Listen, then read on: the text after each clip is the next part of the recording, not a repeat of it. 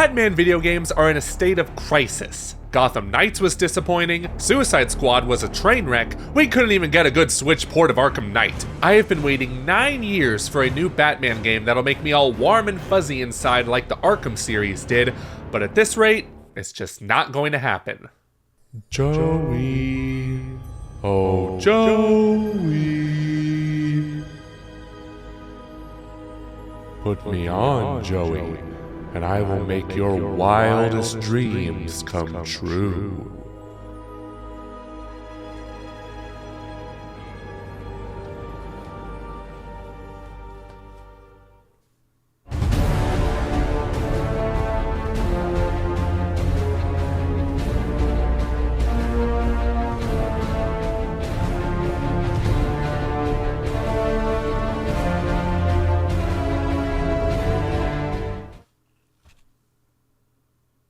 I am the Batman.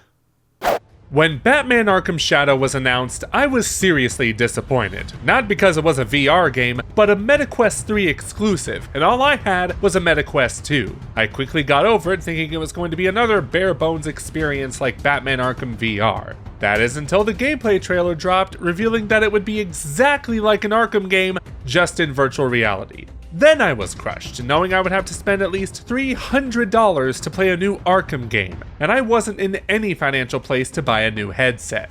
Luckily, the VR gods have shined upon me, because I actually wound up winning a MetaQuest 3S. Checkmate, atheists. Yeah, I won my headset in a giveaway hosted by LunaBeat Games to promote their title, You Can't Scare Me. It's a multiplayer haunted house game where two teams have to place traps to try and scare each other, getting points every time someone from the opposing team screams. The developers haven't asked me to promote their game, but I'm doing that now as a thank you to them for putting on this giveaway. So if you have a MetaQuest 2 or 3, you can check out You Can't Scare Me for yourself. Now, in the case of Batman Arkham Shadow, it actually came with the headset. This is part of a limited time promotional deal where new buyers of a MetaQuest 3 or 3S will get the game included at no extra charge, with current owners having to buy it for $50.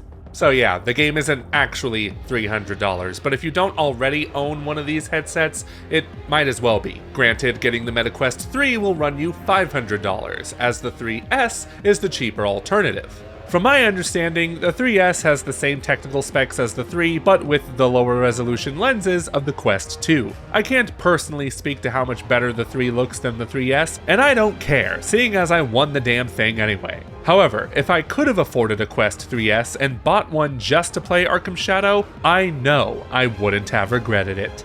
Story-wise, the game is set 6 months after Arkham Origins, and Gotham is being terrorized by the followers of the mysterious Rat King. This brings the Dark Knight out of his cave and into the city streets, beating down the Rat King's followers with finesse.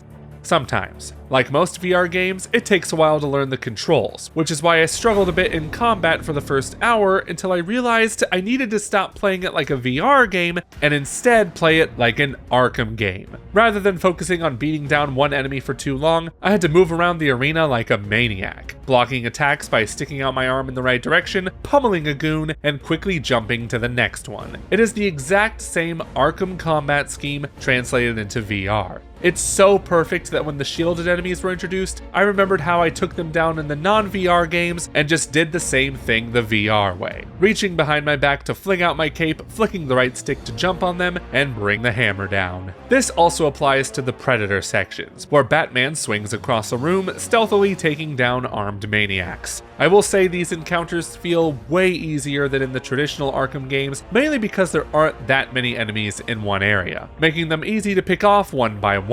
The guns also don't deal nearly as much damage either, so there isn't much pressure if you get caught. Honestly, the entire game itself isn't that difficult, and I only died a handful of times, mostly caused by my impatience for dealing with puzzle hazards. Drag his body through the streets. Oh yes, they even brought back those death screens where the enemies taunt you. Elements like this make it clear that the developers at Camouflage didn't just want to make a VR game featuring Batman, they wanted to ensure that it lived up to the Arkham name. I also appreciate that there are sprint and crouch buttons, because I'm almost 30 and my knees look like this. In its first 2 hours, Arkham Shadow takes place on Gotham's city streets, with familiar locations like Jezebel Plaza and Ace Chemicals. It felt welcoming to come back to these places after 9 years, and in VR no less. Having not known much about this game before playing, I assumed this would be a linear experience going through Gotham to stop the Rat King. Little did I know this was just the prologue, as the rest of Arkham Shadow is set entirely in Blackgate Prison. You could almost call this Arkham Origins Blackgate. Oh, they made that already? Well, to find out who the Rat King is, Bruce Wayne has to go undercover as a prisoner named Irving Malone, or Matches for short, you know, because he committed arson. During the day, Matches walks around the prison, gathering clues leading him to the Rat King's identity, putting on this ridiculous voice. Arson. Tossed a Molotov on that spotlight the cops used to scare the people into thinking the Batman's gonna get him. He commits to it so much that he even uses it for his internal dialogue. The man's a true method actor, I swear. Falcone's got connections. Let's see what he knows about the Rat King. During his investigation, he'll meet familiar faces like Carmine Falcone, Harleen Quinzel, and Jonathan Crane, voiced by Elijah Wood. These men are hardened criminals, Dr. Quinzel. You can't heal their fractured minds with cuddly vibes and finger painting. It's interesting after Arkham Knight that they chose another Lord of the Rings actor to play Scarecrow, which only means that he'll have to be voiced by Billy Boyd next. What about second breakfast?